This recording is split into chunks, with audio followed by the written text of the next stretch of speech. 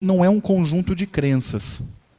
Mas como diz o Antoine Fevre, que é um autor muito erudito nesse campo, ele é menos um conjunto de crenças e mais uma maneira de se ver as coisas, uma maneira de se abordar a realidade da vida.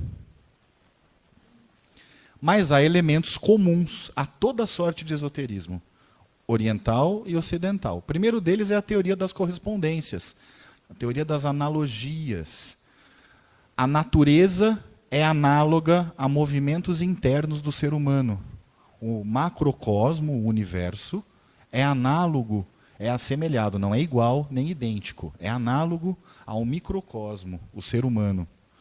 E a natureza não é uma realidade morta, estanque a serviço da humanidade, ela é viva. Assim como nós somos vivos, tudo vive no universo, tudo vibra. E o princípio espiritual está em tudo. Embora ele possa estar latente em algumas formas materiais, ainda assim ele lá está. Outro elemento que é fundamental para o esoterismo é a imaginação. Mas não a imaginação do dia a dia, os devaneios, mas a imaginação aplicada, a imaginação guiada.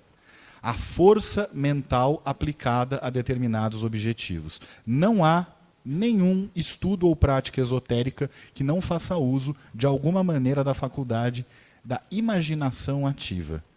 E também a transmutação, ou seja, é inerente ao esoterismo a compreensão de que tudo evolui. E se não houvesse essa compreensão, não haveria esoterismo, porque o esoterismo é um constante exercício de autoaperfeiçoamento. Então, assim como os alquimistas antigos viam o fenômeno da transmutação dos metais grosseiros em metais nobres, a nossa personalidade, diante dos mistérios iniciáticos, também há de se transmutar aos poucos, deixando os resíduos menos nobres para trás e conquistando esferas mais sublimes de percepção. Na estrutura do esoterismo, nós temos duas visões também que são essenciais. A primeira delas, a concordância, ou seja, a compreensão de que há uma raiz comum, um mínimo denominador comum que une todas as religiões e todos os movimentos espirituais, porque todos eles derivam da tradição primordial. Eu sei que esse é um tema que não é nenhuma novidade para os membros da sociedade teosófica. E também a ideia de transmissão iniciática. Esoterismo não se inventa. Ninguém aparece e diz, eu criei uma tradição esotérica, eu criei um movimento esotérico, eu inventei isso daqui. Eu sou, no máximo, um continuador daqueles que me antecederam. Ah, mas e as escolas esotéricas que foram sendo criadas ao longo dos séculos e que nós vamos ver hoje aqui? São apenas escolas, veículos de um conhecimento muito antigo que é passado de boca a ouvido, hoje em dia nem sempre de boca a ouvido, porque os veículos iniciáticos também usam de livros e materiais impressos mais modernamente, isso realmente é moderno, é fenômeno do século XX principalmente, mas sem transmissão iniciática não há iniciação. Por transmissão iniciática, a gente não deve ver apenas rituais. Normalmente, quando a gente fala em transmissão iniciática no Ocidente, as pessoas pensam em maçonaria, rosacrucianismo ou outras organizações esotéricas que têm o cerimonial permeando a transmissão dos mistérios. Mas não necessariamente. Há inúmeras escolas orientais em que a iniciação se dá de maneira não ritualística, com a mera transmissão de um conhecimento. As escolas de yoga mais intimistas, mais reservadas, raramente usam a transmissão ritualística para a iniciação de um neófito. E mesmo naquelas escolas que se valem do cerimonial, o que a gente nota é que quanto mais o estudante avança nos graus iniciáticos, menos cerimoniais eles são e mais essenciais eles vão se tornando. Mas tudo começa para nós aqui no Oriente, no Egito. No Egito histórico e no Egito mítico. Porque até que Champollion descobrisse a pedra de Roseta e pudesse traduzir verdadeiramente os hieróglifos, aquelas paredes cobertas de símbolos e desenhos muito bonitos e misteriosos, era um campo fértil para que os amantes do oculto dessem vazão às suas fantasias. Então, quando se fala em Egito na tradição esotérica ocidental, nós vamos ter desde as escolas de mistério, os mistérios de Ísis e de Osíris, e que tiveram um crescimento e uma ênfase muito grande no reinado de Akhenaton, Amenhotep IV, mais ou menos em 1353 a.C., como nós vamos ter também vários elementos que a história veio a mostrar que nunca fizeram parte do Egito, mas que nem por isso deixam de fazer parte da tradição. Existe um erudito estudioso de sufismo chamado Henri Corbin, que insiste muito no seguinte ponto: a análise da história dos movimentos esotéricos não pode se basear tão somente na historiografia científica tradicional, mas tem que levar em conta também o mítico, o imaginal, a tradição que não pertence exatamente a este nosso plano, mas que pertence àquele plano imagético que une todos os seres humanos e vem unindo há milênios e se repete em todas as tradições ao longo dos milênios. Como a gente vai ver um pouquinho mais para frente, o corpus hermético atribuído a um sábio egípcio chamado Hermes Trismegistus, Hermes, os 3 vezes grande, ele não era propriamente egípcio. Mas a tradição que ele veiculava era egípcia. Então não dá para a gente falar de tradição primordial começando no Egito Antigo, sem falar do corpus hermético, mas que, sob o ponto de vista de um historiador tradicional, não é um documento verdadeiramente egípcio, mas um documento que vem à luz, no mínimo, a partir do século III, redigido por cristãos. Mas o Egito era o grande centro cultural da época. Então, os gregos estudiosos viajavam ao Egito para aprender, e foi nesse intercâmbio cultural que os mistérios gregos se criaram. Isso quem afirma é o próprio Heródoto. Os mistérios de Ísis e Osíris acabaram dando nascimento aos mistérios gregos, aos mistérios de Eleusis, depois aos mistérios órficos e assim por diante.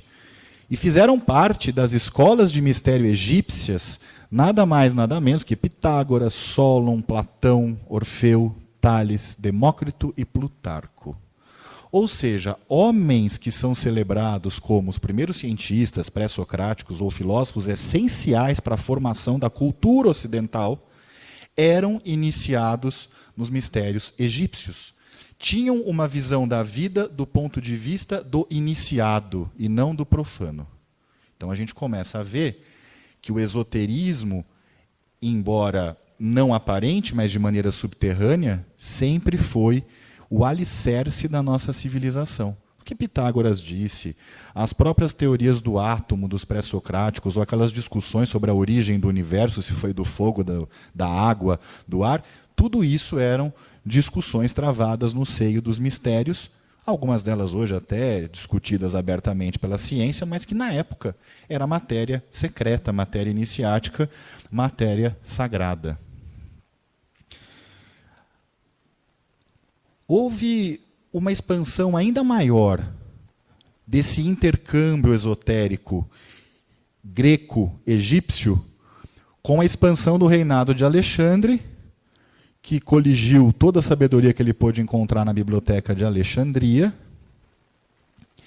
E a partir daí a gente vê o surgimento da alquimia greco-egípcia, mas que não era apenas greco-egípcia, porque ela também tinha elementos da alquimia indiana, porque o Alexandre foi até a Índia, se interessou sobremaneira pelo esoterismo hindu, pelas tradições orientais, e trouxe manuscritos e trouxe esse conhecimento para Alexandria, que se tornou a capital cultural da época, e os primeiros alquimistas começaram a verdadeiramente se debruçar no Ocidente sobre essa ciência, que depois se tornou a química, e que nunca foi propriamente a mera transformação de chumbo em ouro, como a gente ouve dizer ou lê comumente. Inclusive havia um nome para esses que só se preocupavam com a transformação do chumbo em ouro para ganhos materiais.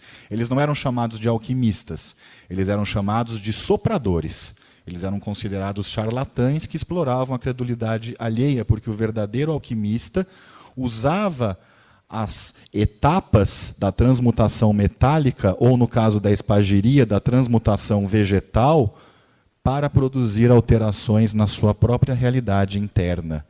Havia, por trás do laboratório do alquimista, todo um trabalho de transformação espiritual.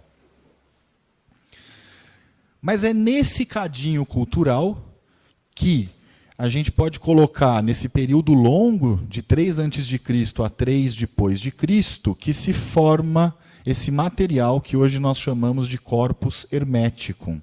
São vários manuscritos, a maioria deles em linguagem alquímica, tratando dos mais diversos assuntos, mas sempre usando como ponto de simbolismo a alquimia. Os neoplatônicos, que a gente daqui a pouquinho vai dar uma olhada nele mais a fundo, também beberam muito nessas fontes. E aqui a gente pode destacar 2, o Jâmblico e o Clemente de Alexandria, que eram neoplatônicos também voltados aos estudos alquímicos. E esses manuscritos, isso já é trabalho da historiografia atual, muito embora dissessem ou propugnassem uma origem egípcia, eles eram marcados, na verdade, por filosofia grega, pelo judaísmo místico. A gente não pode dizer ainda que havia a cabala, mas já havia aspectos místicos do judaísmo, e o mazdeísmo, que é o zoroastrismo, a religião dos persas. A astrologia e a alquimia, então, começam a se desenvolver. Na verdade, a astrologia é a mãe de todas as ciências esotéricas. E ela caminha lado a lado com a alquimia. Não dá para estudar alquimia sem conhecer a astrologia, e não dá para estudar astrologia sem conhecer, pelo menos, o básico de alquimia. Na verdade, não dá para estudar esoterismo sem conhecer a astrologia, porque a maneira como os povos antigos pensavam era a maneira astrológica. Ou se entende o pensamento astrológico, ou não se entende o pensamento dos antigos. E o pensamento astrológico tradicional é muito diferente do que a gente vê hoje em dia na astrologia moderna. Era uma maneira de ver o mundo, não era uma divisão do mundo em 12 signos, como se 1/12 da humanidade tivesse o mesmo temperamento. Era algo muito mais complexo, não dá para a gente se aprofundar nisso hoje, mas era uma cosmovisão muito particular. O tratado clássico, que até hoje se estuda, e não dá para dizer que se conhece a astrologia sem estudá-lo, é o Tetrabilos de Ptolomeu, que vai influenciar os trabalhos alquímicos de Olimpiodoro, que faz questão de ressaltar que a alquimia é uma arte sacerdotal, ou seja, não é uma mera atividade de laboratório, e o Zósimo de Panópolis, que também insistia muito na alquimia como uma arte de transmutação espiritual e de busca mística, refletida no trabalho de laboratório. Aqui vale a pena dizer uma coisa. Nós encontramos 2 extremos. Desde aqueles que afirmam que os alquimistas nada mais eram do que pessoas interessadas numa fábula, que era a transformação dos metais mais grosseiros, principalmente o chumbo, em ouro, e outros que dizem que os alquimistas não estavam nem um pouco preocupados com o trabalho de laboratório e usavam aquele linguajar todo só para simbolizar um processo místico de transmutação espiritual. Nem tanto ao mar, nem tanto à terra. O trabalho de laboratório existia, só que justamente pela lei das correspondências acreditavam os alquimistas que, à medida que as transformações fossem acontecendo no laboratório, a alma deles também se transformaria. E tanto esse processo era um processo simultaneamente material e espiritual, que o lema alquímico da Idade Média era ora et labora, ora e trabalha. Não bastava ao alquimista, portanto, só trabalhar no seu laboratório, ele não conseguiria chegar a lugar nenhum.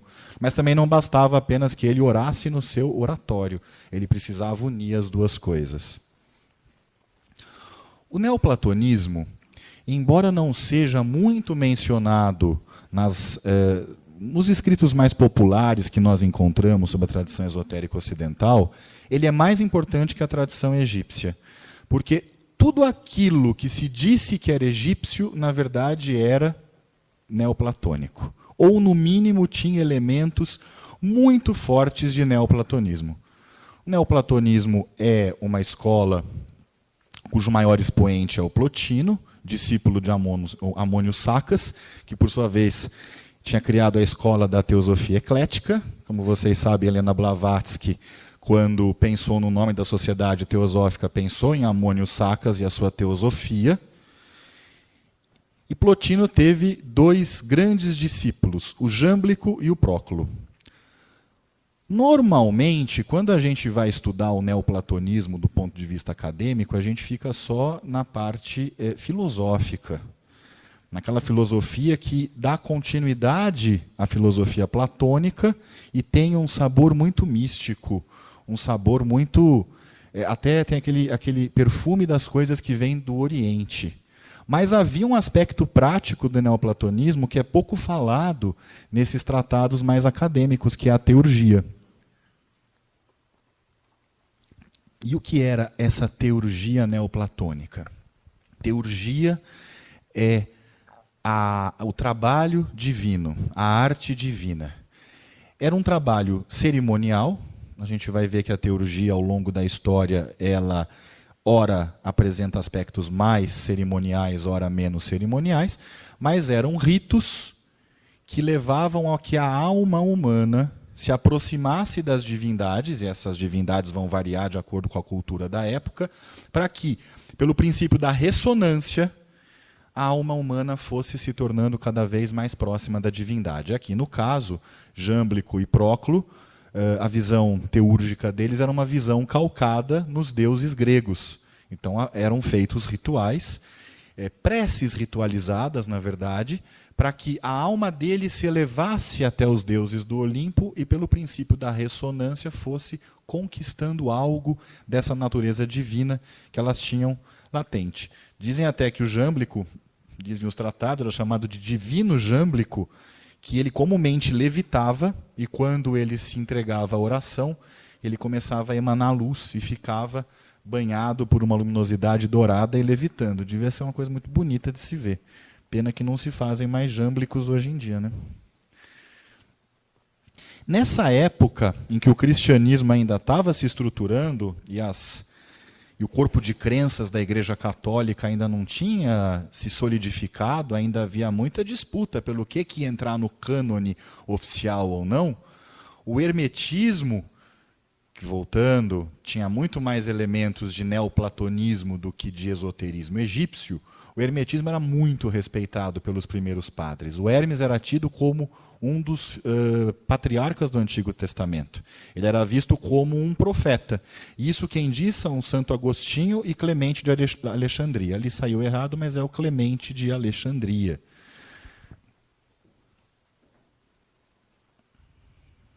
E é também nessa época que há o famoso movimento gnóstico, que na verdade nunca foi unitário, mas foi sim a união de vários sistemas de crenças sincréticos, mais ou menos cristãos, que nos primeiros séculos do cristianismo vicejavam.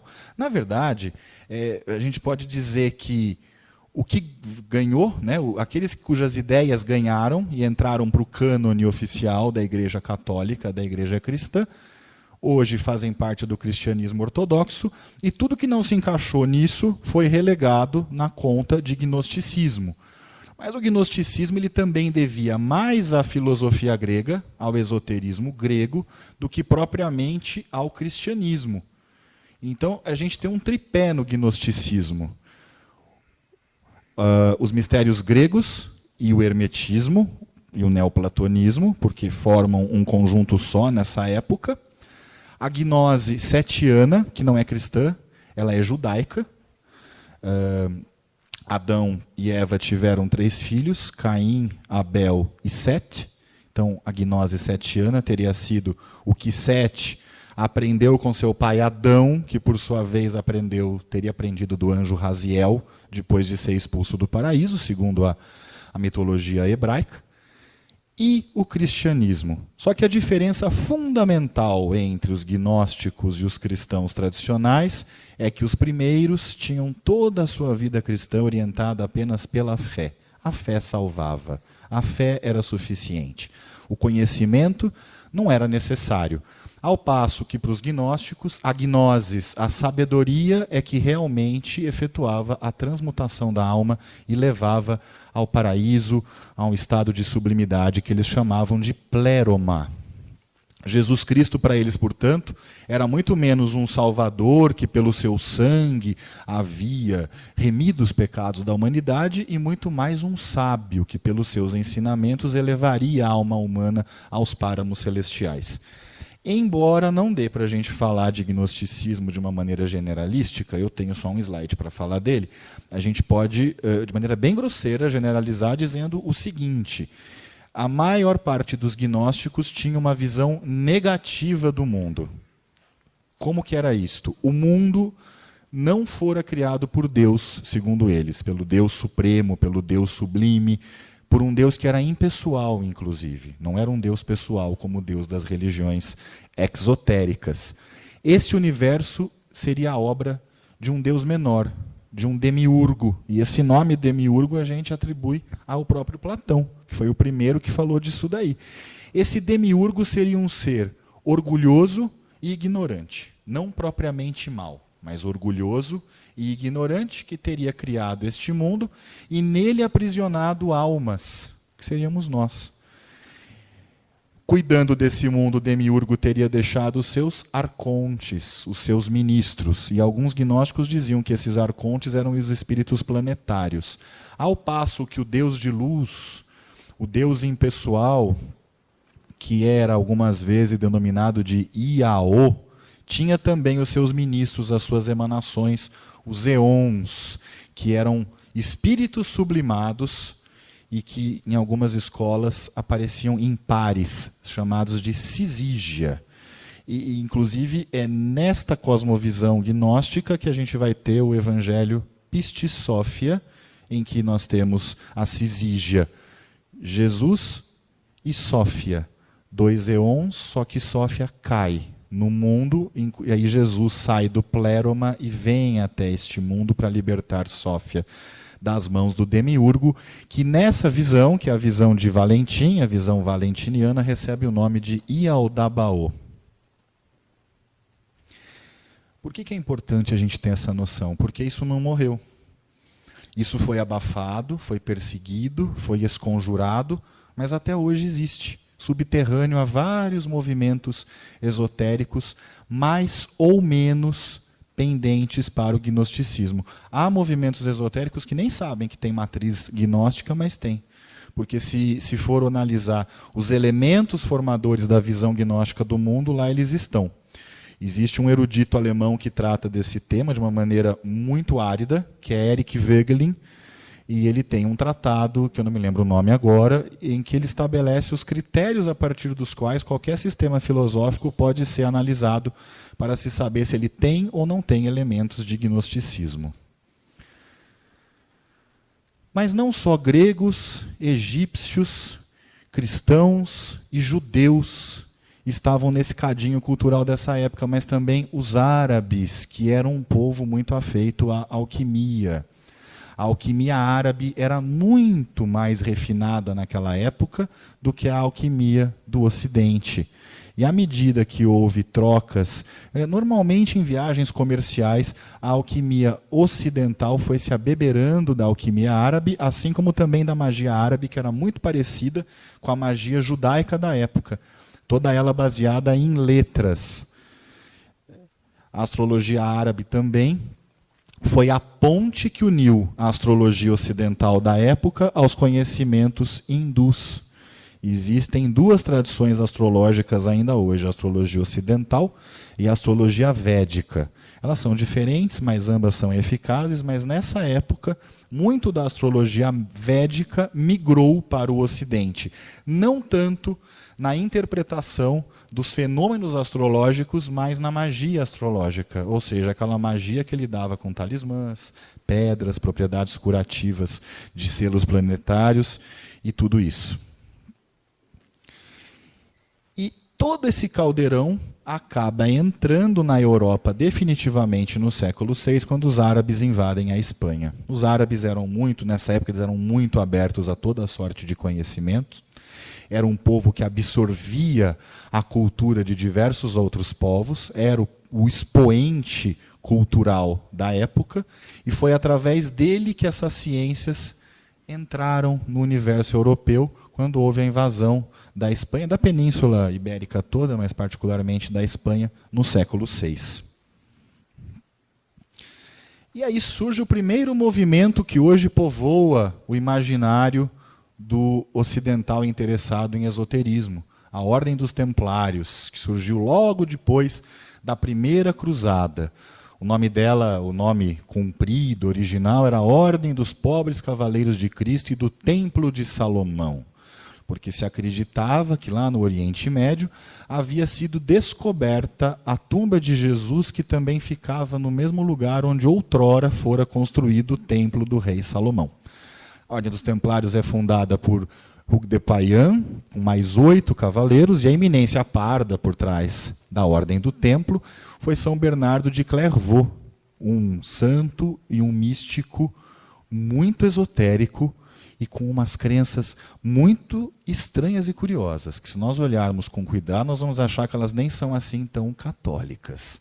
Porque foi ele, por exemplo, que difundiu nos seus poemas o culto das virgens negras na Europa.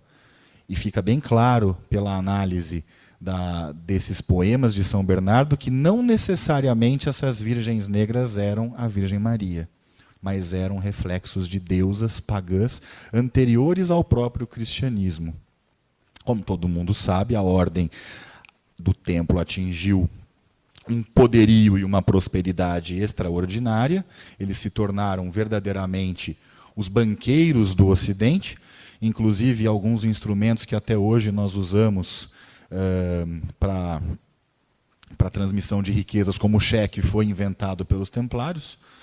Aqueles que viajavam depositavam o seu dinheiro num convento ou numa estalagem templária, recebiam uma folha onde ficava escrito o quanto representava aquele valor, e numa próxima estalagem ou convento ou fortaleza, eles trocavam aquela folhinha por dinheiro. Esse é o ancestral do cheque. O fato é que, em 1312, a ordem muito pujante, muito forte, o reino da França devia quase tudo que tinha à Ordem do Templo. Filipe o Belo não sabia o que fazer com as dívidas que se acumulavam, e, por outro lado, a Igreja estava muito preocupada, porque a Ordem do Templo tinha se tornado mais poderosa do que o próprio papado. Então, numa união entre o rei da França e o Papa, o grão-mestre da Ordem dos Templários, Jacques de Molay, é atraiçoado, é preso e é morto. E tem aquela história que todo mundo sabe, que, se não é verdadeira, é muito bem contada, que Jacques de Molay, na fogueira, lança uma maldição sobre Filipe o Belo e o Papa Clemente V, dizendo que em um ano eles prestariam contas no Tribunal Celeste. De fato, ambos morreram em um ano. Agora, tirando a questão política que se conhece na história, sempre houve um bochicho a respeito da Ordem do Templo sobre o verdadeiro motivo pelo qual eles foram acusados de heresia. Ainda que não se possa levar na conta de acusação séria aquilo que os cavaleiros templários torturados confessaram para a Inquisição, há alguma sorte de intercâmbio da Ordem do Templo com os muçulmanos. Então, no mínimo do mínimo do mínimo, os templários passaram a achar que os muçulmanos não eram tão feios e ruins como a Igreja Católica os pintava. E no máximo, e aí o céu é o limite, são várias as teorias, eles teriam entrado em contato com diversas correntes esotéricas subterrâneas e as estavam difundindo na Europa, motivo pelo qual teriam sido perseguidos. Fato é, verdade ou mentira, ficção ou realidade, é que esse mito templário vai estar por trás dos principais movimentos esotéricos iniciáticos que a gente tem ainda hoje no mundo, como a gente vai ver um pouquinho adiante. Nessa época, logo depois, quando a Ordem do Templo ainda estava no seu apogeu, houve a tradução do Sefer Raziel, ou o Picatrix, como é mais conhecido, por Alfonso de Castela. E esse foi o primeiro grimório, livro de magia, vamos dizer assim, embora a visão de magia naquela época fosse bem diferente. Magia estava muito mais próximo do que a gente entende hoje como ciência, do que nós entendemos como magia. Eles faziam uma boa diferenciação entre magia e feitiçaria. Então, o Sefer Raziel foi o primeiro livro a trazer, de maneira organizada, as relações, de novo, a teoria das correspondências, as relações entre as plantas, as pedras, os animais e os planetas. Hoje, aquilo que a gente encontra em qualquer tabelinha de revista esotérica de banca de jornal, não havia. O Sefer Raziel foi o primeiro a trazer isto. E se debruçaram sobre esse livro grandes nomes como Pedro de Abano, que depois escreve um grimório muito importante chamado Heptameron, que tem orações consideradas muito potentes do ponto de vista teúrgico. Heinrich Cornelius Agrippa, nós vamos tratar dele especificamente logo mais, que acaba resumindo todo esse conhecimento da antiguidade numa obra clássica e monumental chamado Três Livros da Filosofia Oculta, e o Marcílio Ficino, que é um personagem muito importante, do qual a gente vai falar logo mais. Nessa época, o Zohar também aparece na Espanha. São as primeiras escolas cabalísticas como a gente as entende, e é onde Abraão Abulafia, cria a sua escola, que curiosamente era calcada na meditação, nas letras hebraicas, associada aos ritmos da respiração. Nada muito diferente do que a gente vê hoje em práticas meditativas modernas. Então se visualizava a letra hebraica e se entoava a letra hebraica como se fosse um mantra e se acertava isso com o fluxo rítmico da respiração como forma de meditação. E no sul da França, no Languedoc, é traduzido o Sefer HaBahir, um outro livro muito importante para a comunidade cabalística. Aqui é importante a gente entender uma coisa. Nós estamos falando do século XIII. No século XIII, nós não tínhamos ainda aquela cabala que nós conhecemos hoje mais comumente no Ocidente, que é baseada naquele diagrama de bolinhas e tracinhos chamada de árvore da vida. Esse diagrama é criado só no século XIV por um sábio cabalista chamado Isaac Luria, que inaugura a mais bem-sucedida escola cabalística, que é a escola luriânica, justamente porque ele conseguiu criar um diagrama muito simples, que qualquer um pode desenhar, qualquer criança consegue desenhar, mas que a partir desse diagrama se explicam as correspondências do universo, chegando-se a um nível de complexidade incrível. Então aqui a gente ainda não tem a árvore da vida. A cabala que é estudada aqui é outro ramo da tradição cabalística.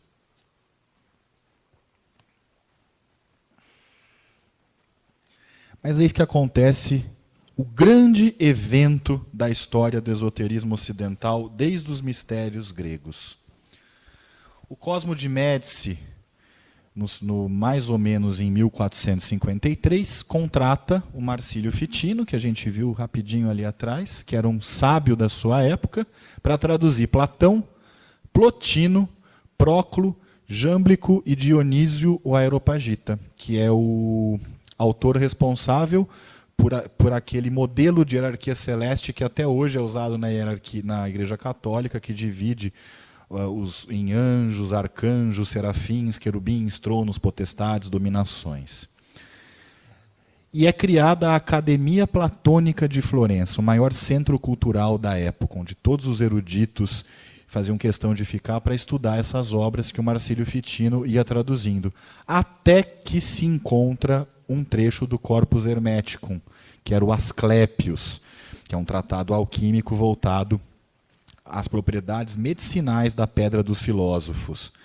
Essa descoberta foi tão importante, o Cosmo de Médici ficou tão impressionado com isso, que ele disse para o Marcílio: pare de traduzir qualquer coisa, deixe Platão de lado, deixe Plotino de lado, e agora você vai se dedicar tão somente a traduzir Hermes Trismegistus. E Hermes Trismegistus, então, se torna o grande nome do esoterismo ocidental, a tal ponto que alguns eruditos dessa época escreveram livros defendendo, isso era uma heresia enorme, defendendo que Hermes Trismegistus era maior do que Jesus. E a gente entende que uma crença dessa só podia ser difundida realmente em ambientes muito fechados. O Antoine Febvre, aquele autor que eu citei logo no começo, diz que graças a Marcílio Ficino, o esoterismo veio a se constituir em filosofia, a ponto de fazer parte integrante do pensamento da Renascença. Então, com a Academia Platônica de Florença, muito daquilo que era subterrâneo, esotérico, escondido, guardado a sete chaves, passa a ser debatido livremente nas academias europeias. Então, muita coisa que a gente estuda como sendo daquela época, os primórdios da medicina, da química, da astronomia, da biologia, eram conhecimentos esotéricos que foram popularizados a partir do trabalho da Academia de Florença e particularmente da obra de Marcílio Ficino. Se não fosse ele, nós teríamos pelo menos levado mais 1 ou 2 séculos para ter esses tratados todos traduzidos para o latim. Um continuador de Marcílio Ficino, que também foi muito importante, foi Pico della Mirandola, que viveu entre 1463 e 1494, e era uma figura completamente genial, porque com 23 anos ele já tinha dominado todo o conhecimento que existia na época. Não tinha mais nada para ele estudar. Ele era realmente fora do comum, falava todas as línguas ocidentais, dominava todas as ciências e se interessou pela Cabala. Só que ele era profundamente cristão. Ele não aceitava a Cabala como uma expressão pura da mística judaica. E ele cria, então, algo que se tornou um dos pilares do esoterismo ocidental a partir daí, que é a Cabala cristã. O que é a Cabala cristã? Um dos elementos mais importantes de qualquer estudo cabalístico é o mistério do nome de Deus. Quando Deus aparece para Moisés, e há várias maneiras de traduzir isso, ele diz, Moisés pergunta, qual o seu nome? Diga ao seu povo que eu sou. Ou, em outras traduções, que eu serei o que eu serei. E isso é escrito com 4 letras hebraicas. Yod, Re, Vav, Re. Que são as letras... a primeira, a segunda, a gente pula essa do meio, essa aqui e essa aqui. Yod, Re, Vav, Re. Isso é chamado, posteriormente, de tetragramaton, o tetragrama sagrado, as 4 letras que formam o nome impronunciável, porque ninguém sabe como é que pronuncia. Falar Yahvé ou Jeová é apenas uma maneira de se pronunciar algo que não dá para pronunciar justamente porque não tem vogais. E só sabia a verdadeira pronúncia dessa palavra o sumo sacerdote, que a dizia no Santo dos Santos do Templo de Jerusalém, uma vez por ano. E com a destruição do templo, a pronúncia correta dessa palavra se perdeu. Mas a acepção mais conhecida do tetragramaton é a de que cada uma dessas letras representa um dos elementos da natureza, terra, fogo, água e ar. Ou seja, Yahvé, criador do céu e da terra, do universo formado por terra, água e ar. Mas Pico della Mirandola, então, insere uma 5ª letra nesse nome, a letra Shin, que representa o espírito, criando um nome quíntuplo, Yeshua, que também é conhecido como pentagramaton. Yeshua é tido como o nome de Jesus, mas não é o nome de Jesus. O nome de Jesus em hebraico não se escreve assim. Pode dizer que este aqui, por derivação das escolas esotéricas, se tornou o nome místico de Jesus, e não, de fato, o nome como seria escrito e transliterado em hebraico. E a partir deste nome, Yeshua, desse pentagramaton, Yod, Re, Shin, Vav, Re, Pico della Mirandola cria todo um sistema cabalístico que ele chama de cabala cristã e que é calcado na magia angélica. Novamente aqui a gente tem aspectos de teurgia, porque se trabalhava com potências angélicas para que a alma fosse se purificando, se depurando, se sublimando até chegar à luz de Yeshua, o Cristo. Nessa época, em Veneza, havia o centro do esoterismo de então. A Itália, desde a época de Florença, era o polo esotérico da Europa. Foi nesse polo italiano que vão nascer pensadores, vão se formar pensadores como Alberto Grande, Tomás de Aquino, Roger Bacon, Arnaud de Villeneuve, Raimundo Lúlio e Nicolas Flamel. Tomás de Aquino não era só um teólogo, um erudito nas coisas da igreja, mas ele foi também um grande alquimista. E esses alquimistas cristãos velavam o conhecimento deles em símbolos eclesiásticos, de maneira que o povo, num primeiro relance, não percebesse que se estava a tratar de uma visão esotérica do mundo e se achava que eram questões muito complexas de teologia eclesiástica. Ele escreve um livro chamado Aurora Consurgens, a Aurora Nascente, que curiosamente é o mesmo nome que, séculos depois, Jacob Böhm vai dar a sua primeira obra. Jacob Böhm, que é um místico alemão chamado Príncipe dos Teósofos Divinos. E esse livro, Aurora Consurgens, ele trata do processo alquímico como uma experiência interior de regeneração. Se a gente for pesquisar esse livro, naturalmente vamos encontrar referência de que ele é apócrifo, de que ele é atribuído a Santo Tomás incorretamente, mas isso, obviamente, foi um trabalho que a Igreja fez para que o nome do grande santo da cristandade não fosse associado à alquimia, que já nessa época a Igreja via como uma ciência proibida, uma ciência demoníaca, muito embora a maioria dos conventos tivesse laboratórios alquímicos. E nesse mesmo contexto cultural e temporal surge um discípulo de Pico della Mirandola, Johannes Reuchlin, 1455-1522, que vai aprofundar a doutrina do Pentagramaton. E ele chama esse nome, Yeshua, de verbo miraculoso, o verbo milagroso.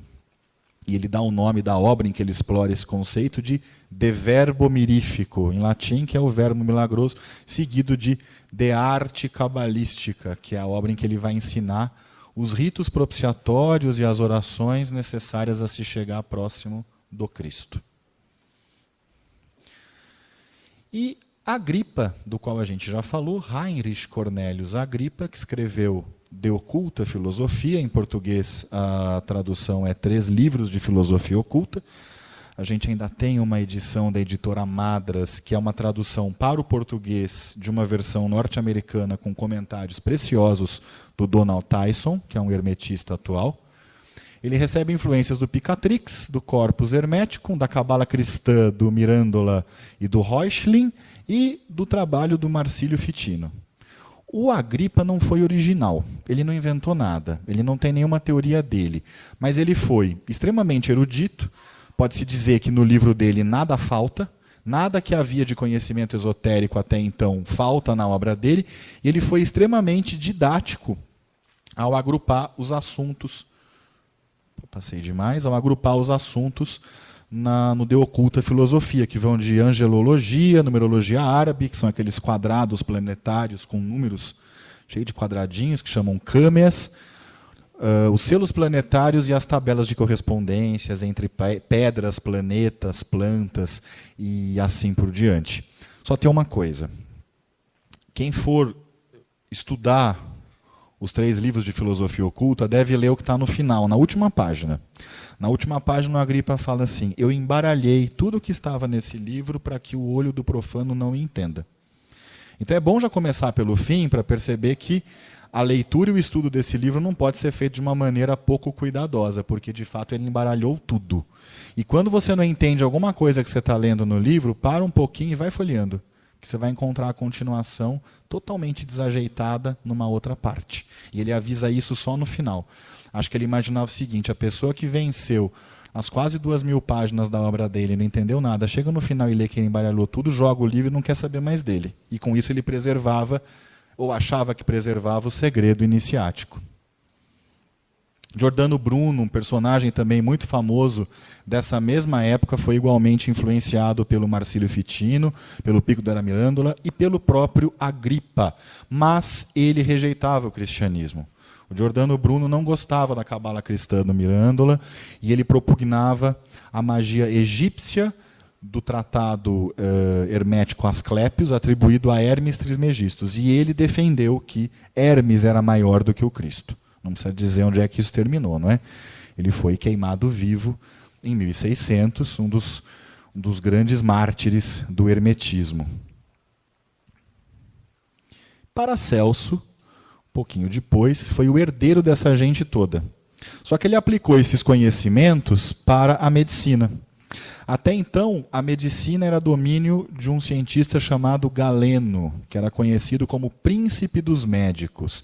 E Paracelso enfrenta Galeno e cria uma nova escola de medicina baseada na alquimia, na astrologia e na magia natural. Magia natural, de novo, é a magia que estudava a associação dos planetas e das influências astrológicas sobre as pedras, sobre as plantas e sobre os metais, possibilitando com isso a criação de remédios.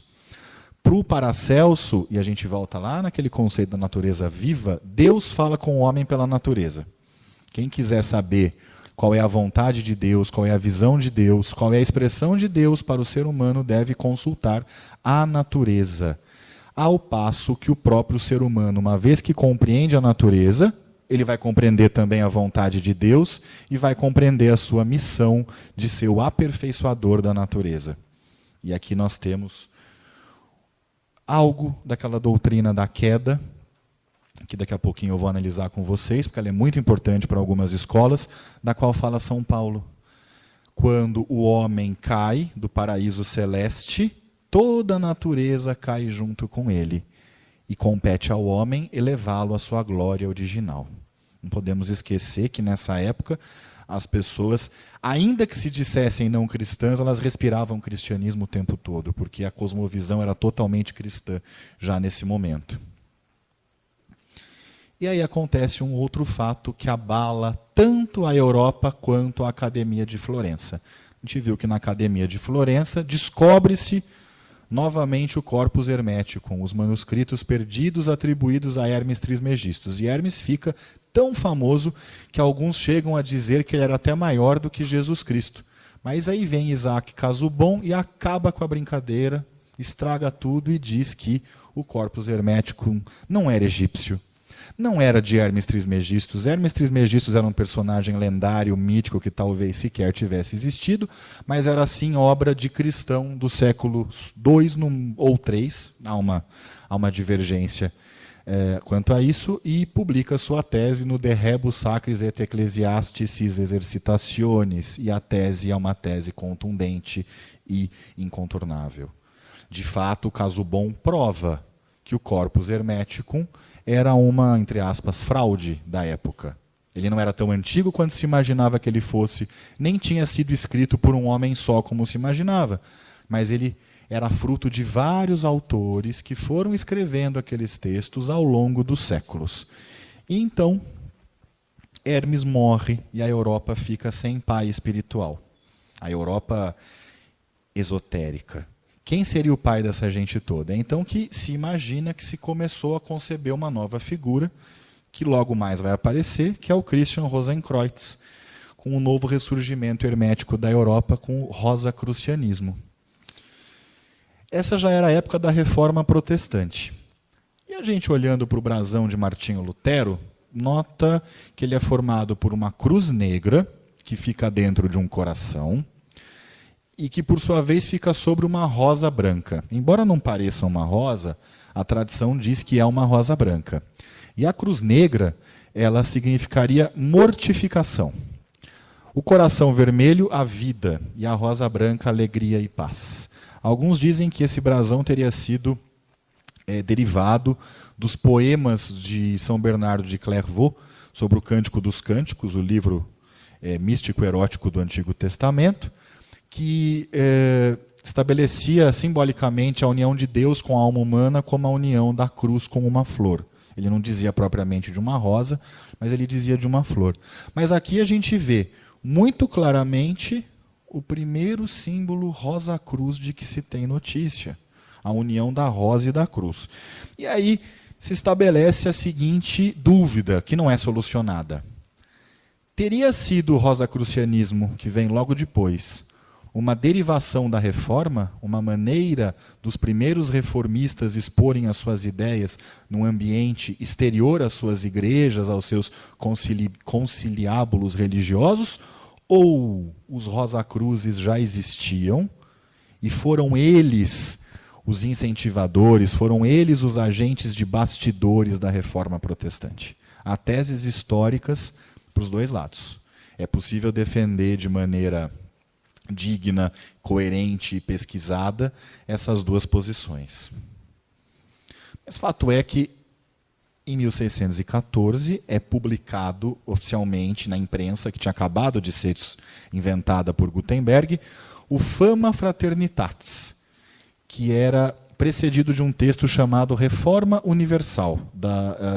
E o nome do livro, nessa época os livros tinham nomes enormes, era Reforma Universal e Geral do Mundo Inteiro, com as notícias da louvável fraternidade da Rosa Cruz, escrita a todos os eruditos e soberanos da Europa. Foi uma revolução. O esoterismo nunca mais foi o mesmo. Até hoje essa palavra Rosa Cruz reverbera em todos os cantos do Ocidente. Você não consegue entrar em nenhuma sociedade filosófica, iniciática ou esotérica do Ocidente sem ouvir essa palavra, Rosa Cruz. A proposta dos Rosacruzes originais não era uma proposta assim tão mística como depois passaram a propugnar os continuadores do rosacrucianismo séculos depois. Era uma proposta política de reforma do mundo sob os aspectos cultural, político e econômico. Por isso que o Fama Fraternitatis ele era precedido de um tratado chamado a Reforma Geral da Natureza.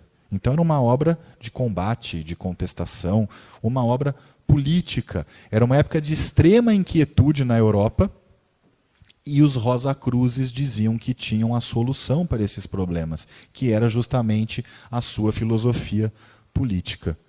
Para o Antoine Febvre, que é um erudito realmente que merece ser citado sempre, essa foi a fundação do esoterismo ocidental moderno. Antes a gente viu vários movimentos convergindo, divergindo, se aproximando, se distanciando, um bebendo no outro. O rosacrucianismo, ele aglutina tudo num movimento só. Segue-se ao Fama Fraternitatis um outro livro, o Confessio Fraternitatis, cujo nome grandão também era Confessio Fraternitatis ou Confissão da Insigne Confraria da Muito Honrada RC, não falava Rosa Cruz, RC, dirigida aos homens de ciência da Europa. O Fama Fraternitatis era um livro popular. Era um livro escrito em alemão, que contava a história de um buscador, cavaleiro CR, não era dado o nome dele, era CR, que vai até o Oriente, lá é iniciado, há uma discussão sobre o local onde ele é iniciado, teria sido em Damasco, algumas edições falam em Damasco, outras falam em Dankar, que seria o atual Hindustão, volta para a Europa e funda um convento, uma fraternidade muito pequenininha, com mais 4 irmãos, e passam a vida estudando até que ele morre. 120 anos depois, os continuadores da sua obra descobrem a sua tumba, a tumba do pai CR, que é encontrado incorrupto, cercado de joias, de instrumentos maravilhosos, de utensílios muito avançados tecnologicamente, e segurando um livro. Esse livro é um livro que, em cada versão, ele vai ter uma letra. Em algumas é o livro T. E aí o pessoal mais moderno vai dizer, era o tarô. Outros vão dizer, é o livro M, que é o Liber Mundi, o livro de todas as ciências do mundo. Agora, fato é que é muito interessante, é que havia também na tumba do pai CR um tratado de Paracelso, com o nome direitinho atribuído a Paracelso. Acontece que na época em que essa história é narrada, 1400 e alguma coisa, Paracelso não tinha nem nascido. Então a gente já percebe por aí que essa história do pai CR é uma história mais mítica do que real. Embora pesquisadores respeitáveis tenham chegado à conclusão de que essa lenda, esse mito, se baseou sim num personagem real, que tem nome, endereço e que é possível se pesquisar a história dele. Mas então o Fama Fraternitatis era uma historinha em alemão para o povo ler. Já o Confessio Fraternitatis era um livro para os homens de ciência. Então ele foi publicado em latim.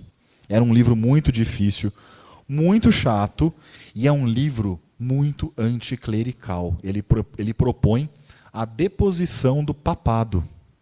E é muito curioso ver isso, porque há expressões rosacrucianas do século XIX que vão se dizer católicas, enquanto que o espírito original do rosacrucianismo era totalmente anticlerical.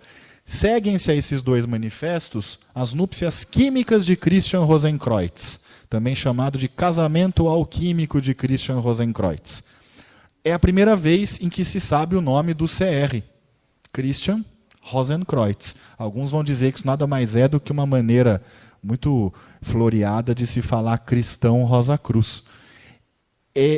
Os três manifestos são atribuídos normalmente, pela maioria dos historiadores, a um teólogo alemão chamado Johann Valentin André, embora haja divergências quanto aos dois primeiros, mas quanto a este último não há. Todos são praticamente unânimes em dizer que foi o Johann Valentin André que escreveu este livro.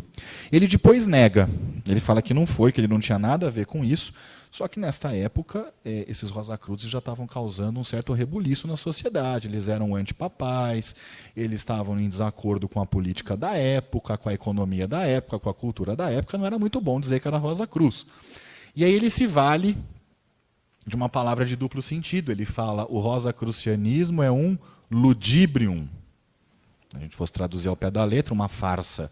Poxa, quer dizer então que o cidadão que a gente sabe que escreveu as núpcias químicas de Christian Rosenkreutz reconhece que o rosacrucianismo é uma farsa.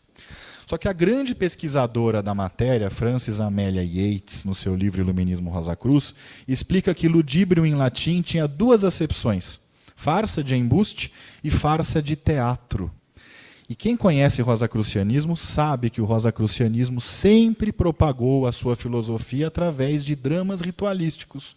Desde a história do pai CR, que a gente sabe que não pode ser levado ao pé da letra, até a história das núpcias químicas de Christian Rosenkreutz, quando o pai CR é convidado para um casamento do rei e da rainha, e ao chegar nesse casamento ele passa por toda uma série de aventuras que em alguns momentos são extravagantes, o rei é decapitado, a rainha é decapitada, e é uma fábula alquímica. E aí se encontra num dos escritos do Johann Valentin André a seguinte afirmação: os arcanos corrompem-se quando são revelados, e profanados perdem a sua graça. Se profanados eles perdem a sua graça e se corrompem, ele não podia mesmo dizer que era o cabeça por trás do rosacrucianismo. Ele tinha que, com uma palavra de duplo sentido, dizer que tudo não passava de um ludibrium. Só que é um ludibrium muito bem ludibriado, porque até hoje isso aqui dá fruto. Tanto que a gente teve a febre Rosa Cruz na Europa. Vejam só, de 1614 a 1620, mais de 200 livros foram escritos sobre o rosacrucianismo. A maioria deles de pessoas defendendo a filosofia rosacruciana e pedindo no livro para ingressar na fraternidade. Havia também os detratores, normalmente membros da igreja, dizendo que os Rosacruz eram demoníacos, que eram hereges, feiticeiros.